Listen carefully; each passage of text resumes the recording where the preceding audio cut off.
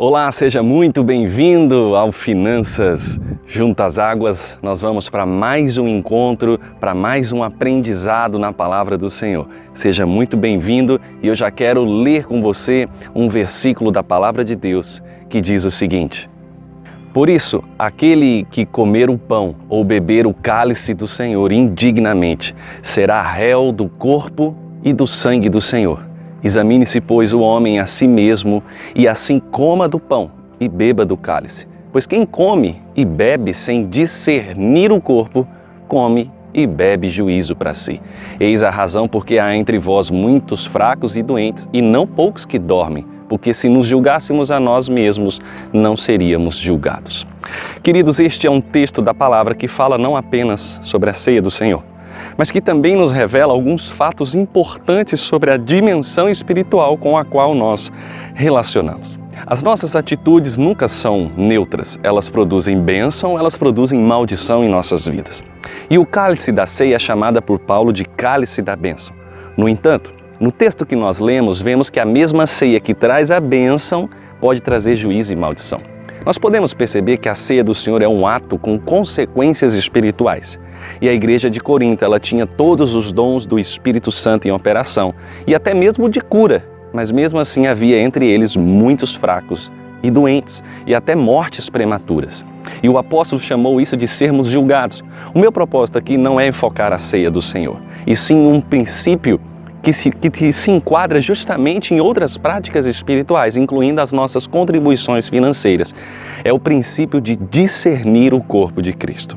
A Igreja de Jesus Cristo, de um modo geral, precisa reconhecer que tem tropeçado em princípios vitais que a impedem de andar no melhor de Deus. E a falta de discernirmos o corpo de Cristo é um desses tropeços. Se tomarmos a falta de discernimento do corpo de Cristo como um princípio de maldição, nós também estaremos reconhecendo que a atitude inversa, isso é, ter o discernimento, é um princípio de bênção.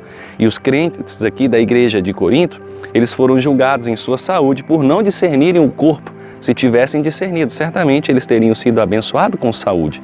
Existem outros textos bíblicos que revelam este princípio de discernirmos Jesus por trás das coisas, por trás das pessoas e situações, como um meio de andarmos na bênção de Deus. E o próprio Senhor disse que se as pessoas serão julgadas por terem feito o bem a Ele ou não. E quando perguntaram para Ele como foi isso, Ele responderá que foi quando fizeram o bem ou não às pessoas ao seu redor. Veja isso na palavra. Porque tive fome e me destes de comer, tive sede e me destes de beber, era forasteiro e me hospedastes, estava nu e me vestiste, enfermo e me visitastes, preso e foste viver. Então perguntarão os justos: Senhor, quando foi que te vimos com fome, te demos de comer, ou com sede, te demos de beber? Quando te vimos forasteiro e te hospedamos, ou nu e te vestimos? E quando te vimos enfermo e preso, te fomos visitar? O rei respondendo lhe dirá: em verdade vos afirmo que sempre que o fizestes a um destes meus pequeninos irmãos, a mim o fizestes. Aleluia! Nós precisamos servir as pessoas, vendo Jesus por trás delas. Discerni-lo por trás de uma situação ou de uma pessoa é um princípio de bênção. E o apóstolo Paulo também ensinou sobre este princípio divino. Ele disse aos servos para trabalharem não para agradarem a seus patrões, mas ao Senhor Jesus, pois é Ele que eles estavam servindo ao trabalharem. Confira. Servos, obedecei em tudo ao vosso Senhor segundo a carne, não servindo apenas sob vigilância, visando tão somente agradar homens, mas em singeleza de coração, temendo ao Senhor. Tudo quanto fizerdes, fazei-o de todo o coração, como para o Senhor e não para homens, cientes de que recebereis do Senhor a recompensa da herança. A Cristo, o Senhor que estáis servindo. Aleluia! Essa é a palavra que o Senhor tem para nós. É Ele que nós estamos servindo. Então, se discernirmos ao Senhor por trás do nosso trabalho ou dos nossos patrões e fizermos o nosso serviço com essa consciência, irmãos, certamente seremos recompensados. No versículo 24, o apóstolo declara que eles seriam abençoados. Por isso, cientes que recebereis do Senhor a recompensa. De modo semelhante, precisamos ver o Senhor Jesus por trás das nossas contribuições. Não podemos ofertar ao homem nenhuma organização. Nós temos que ofertar ao Senhor Jesus. Então existem dois aspectos diferentes. Quando mencionamos o corpo do Senhor Jesus, nós precisamos compreender que o ensino bíblico abrange esses dois aspectos distintos sobre este assunto. Um deles é o corpo físico do nosso Senhor, com o qual ele viveu aqui na terra, sentiu fome, sentiu sede, sentiu cansaço.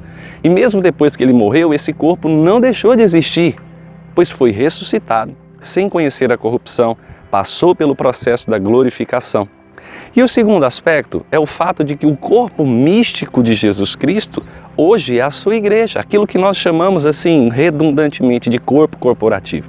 Está escrito: Ele lhe sujeitou todas as coisas debaixo dos pés e passeiro cabeça sobre todas as coisas, e deu à igreja, a qual é o seu corpo, o complemento daquele que enche tudo em todas as coisas. Aleluia! A igreja do Senhor Jesus é chamada de seu corpo, de seu complemento. Então isso para nós é um fundamento bíblico inquestionável e está na palavra. Porque assim como o corpo é um e tem muitos membros, e todos os membros sendo muitos, são um só corpo, assim é Cristo também, pois todos nós fomos batizados em um Espírito, formando um corpo, quer judeus, quer gregos, quer servos, quer livres, e todos temos bebido de um Espírito, porque também o corpo não é só um membro, mas muitos. Uau! Então vamos entender esse paralelo que existe aqui. É muito relevante o fato de destacarmos estes dois diferentes aspectos do corpo do Senhor, o qual falamos, porque isso vai nos ajudar a entender um paralelo espiritual de grande importância. A nossa ênfase aqui hoje é no cuidado ou na manutenção deste corpo de Cristo. Quando o Senhor Jesus caminhou nessa terra com um corpo físico igual ao nosso, ele foi cercado de proteção e carinho que o Pai Celestial, por meio de pessoas que lhe ofereceram isso. José e Maria merecem o destaque em seu papel de suprir e proteger Jesus como pais. Eles não só alimentaram, não só aqueceram e cuidaram do seu corpo, mas também protegeram. O registro dos evangelhos nos informa que José, ao tomar conhecimento, por meio de revelação divina, de que Herodes procuraria matar a Jesus, ele fugiu com a sua família para o Egito. Então, antes que isso acontecesse, Deus supriu os recursos para esse tempo de viagem e para a sobrevivência deles através das ofertas que os reis magos trouxeram. Então, quando Jesus já não estava mais sob esses cuidados de seus pais, quando ele já se encontrava em fase adulta, deu início ao seu ministério, Deus supriu outras pessoas para continuarem estendendo a Jesus o mesmo tipo de cuidados. Isso está na palavra, acompanhe. Depois disso, Jesus ia passando pelas cidades e povoados, proclamando as boas novas do reino de Deus. Os 12 estavam com ele, e também algumas mulheres que haviam sido curadas de espíritos malignos e doenças. Maria, chamada Madalena, de quem havia saído 7 demônios, Joana, mulher de Cusa, administrador da casa de Herodes, Susana e muitas outras. Essas mulheres ajudavam a sustentá-los com os seus bens. Vem a pergunta, por que Jesus precisava de dinheiro? Porque semelhante a mim e a você, ele comia, se vestia, em suas viagens ele precisava de hospedagem, nem sempre gastava com hospedagem, mas acontecia. E outras coisas que também exigiam pagamento. E por que eram tão importantes os cuidados com o corpo do Senhor Jesus e com as suas necessidades? Porque era por meio do seu corpo que Jesus agia. Além disso, todas as bênçãos que Deus oferece à humanidade são devidas à vitória que Cristo consumou no ministério da sua encarnação, em seu corpo e em sua carne. Então, quais são os cuidados com o corpo hoje? Esse é o ponto crucial, sobre o qual eu gostaria que você refletisse. Existe um paralelo entre os cuidados que Deus providenciou ao corpo de Jesus quando ele viveu na terra e os cuidados que nós temos que ter hoje com o seu corpo, que é a igreja. Então, a razão pela qual devemos cuidar deste corpo, que é a igreja, ainda é a mesma que a da época em que Deus moveu pessoas para cuidarem do corpo físico de Jesus, porque ele age por meio do corpo dele. É impossível a nossa geração servir o corpo físico de Cristo como a geração de seus dias o fez. Contudo, atualmente nós podemos servir o corpo espiritual, que é a igreja. E isso se estende à área dos relacionamentos, da comunhão, que produzem essa harmonia nesse corpo corporativo. Contudo, eu quero aqui enfatizar principalmente a importância de vermos a igreja como o corpo de Jesus, por trás de tudo que a gente vai fazer. Então, para cumprir o seu papel aqui na terra, a igreja do Senhor precisa que cuidados, isso é, manutenção, sejam dispensados a ela. Já é tempo de nós mudarmos essa mentalidade quando contribuímos. Quando contribuímos, nós não estamos dando dinheiro a um pastor, a uma igreja, a um ministério. Nós estamos fazendo algo pelo corpo de Cristo, amém? E pelo reino de Deus. As pessoas que ofertam sem esse discernimento e paixão, eles não experimentam a dimensão das bênçãos que está reservada para aqueles que discernem o corpo de Cristo por trás de toda a atividade ministerial. Eu, inclusive, arrisco afirmar que, assim como a nossa participação na Santa Ceia, sem discernirmos o corpo, não permite que sejamos abençoados, assim também a nossa contribuição, sem nós discernirmos o corpo de Jesus, não muda absolutamente a nossa sorte. Da mesma forma que os irmãos de Corinto não podiam provar da bênção da saúde e cura proveniente do corpo ferido de Jesus, ao ponto de ter gente fraca, doente, mortos muito novos prematuramente, assim também hoje, na minha igreja, na sua igreja de Jesus, há muitas pessoas que estão contribuindo e continuam sem experimentar a provisão financeira. Isso é muito delicado. Então não basta, irmão, apenas dar o nosso dinheiro. Nós temos que fazê-lo da maneira certa, amém? Com discernimento espiritual, de onde e por que estamos investindo, movidos pelo amor à obra. Então, de todas as pessoas que demonstraram esse cuidado, há uma que se destaca, e nós já falamos aqui nessa série, Maria de Betânia, a irmã de Marta e Lázaro. Nós lemos lá em Marcos 14 que ela teve uma das mais belas atitudes de adoração a Jesus. E essa é a razão de nós termos falado dela aqui. E Jesus faz a importante observação de que ela fez algo pelo seu corpo, dizendo: esta fez o que podia, antecipou-se a ungir o meu corpo para a sepultura. Ou seja, o Senhor a honrou de sobremaneira por ter agido dessa forma. Aliás, Deus sempre honra os que fazem algo em prol do seu corpo. Então, desde o seu nascimento até a sua morte, o Senhor Jesus foi servido por pessoas que dispensaram sobre ele cuidados e investimentos financeiros, em prol do corpo dele. Até mesmo depois da sua morte, nós vemos pessoas de posição e alto prestígio, como José de Arimateia, que usou a sua influência diante de Pilatos e pediu o corpo de Jesus para sepultá-lo com a devida honra. Eu creio que isso também é um paralelo do que acontece conosco hoje. Escute bem, meu amigo e minha amiga, você não chegou a ocupar uma posição social sem um propósito. Se Deus te deu dinheiro, posição, prestígio, não foi para que você usasse tudo somente para o seu benefício próprio, mas para que você usasse em prol do corpo de Cristo aqui na terra. Você me ouviu? Quando Mardoqueu enviou um recado à rainha Esther, a sua sobrinha, para que ela intercedesse junto ao rei ao favor do povo de Israel, ele acrescentou o seguinte comentário: e quem sabe se para tal tempo como este chegasse a este rei. Veja que essa frase nos mostra uma antiga crença no meio do povo de Deus. Em sua soberania, o Senhor guia estrategicamente, amém, as nossas vidas. E foi assim com Esther. Mardoqueu estava lhe dizendo: olha, não é possível que Deus tenha te dado tudo isso para algum outro propósito, a não ser para que você faça algo pelo povo dele. Queridos, o Senhor deseja nos usar onde estivermos, com o que possuímos. Abra seus olhos, esteja atento para discernir as oportunidades de servir ao corpo do Senhor. Os reis magos fizeram uma longa viagem e deram presentes caros, porque eles viram alguma coisa que a maioria não viu.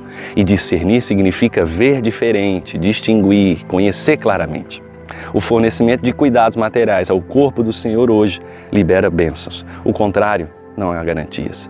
Judas não só perdeu a chance de servir ao corpo, mas também tentou lesá-lo. E a maldição que ele colheu é clara. Quando investimos na obra de Deus com este discernimento de que estamos fazendo algo pelo corpo de Cristo, nós somos abençoados. E se algum espertinho tentar se aproveitar do amor que expressamos e fizer um uso indevido ou uma apropriação indébita, ele certamente pagará por Deus. Deus o julgará, mas quem contribuiu com amor será abençoado. A bênção não vem pela aplicação do que é feita com as tuas ofertas e dízimo, e sim pelo discernimento espiritual que temos no nosso coração sobre a verdadeira razão para darmos. Então, se nós discernimos o corpo de Cristo por trás das oportunidades que temos de ofertarmos, a bênção já estará determinada muito antes do que vai ser feito com o dinheiro. É lógico que os cuidados para o corpo de Cristo não se dão apenas por meio das nossas contribuições em dinheiro. Há outras formas de expressar que deve acompanhar essa atitude. Quando exercemos um ministério, nós estamos servindo ao corpo de Cristo. O crente que não se dispõe a trabalhar pelo reino demonstra que não discerne o corpo do Senhor. O crente que não coopera com os que estão servindo a igreja também não discerne o corpo do Senhor.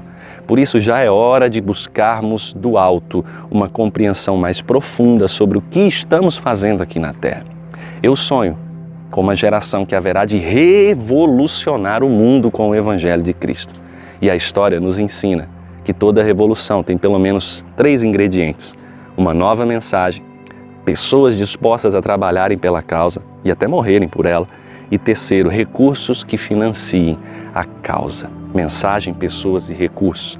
Enquanto não nos doarmos ao Senhor e não disponibilizarmos os nossos recursos materiais, a nossa mensagem não terá efeito que deveria ter. Deus está nos chamando a revermos isso, irmãos.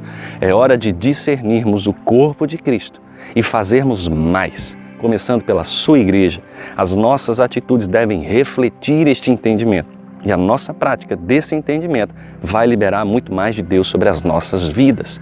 Por isso, que o Pai Celestial nos ajude a crescermos nesse discernimento, mas também que você abra o seu coração, porque essa verdade pode te transformar. Olha, eu me despeço aqui dizendo para você: Deus te abençoe, aprenda a discernir o corpo de Cristo e até o próximo encontro nosso. Tchau, tchau.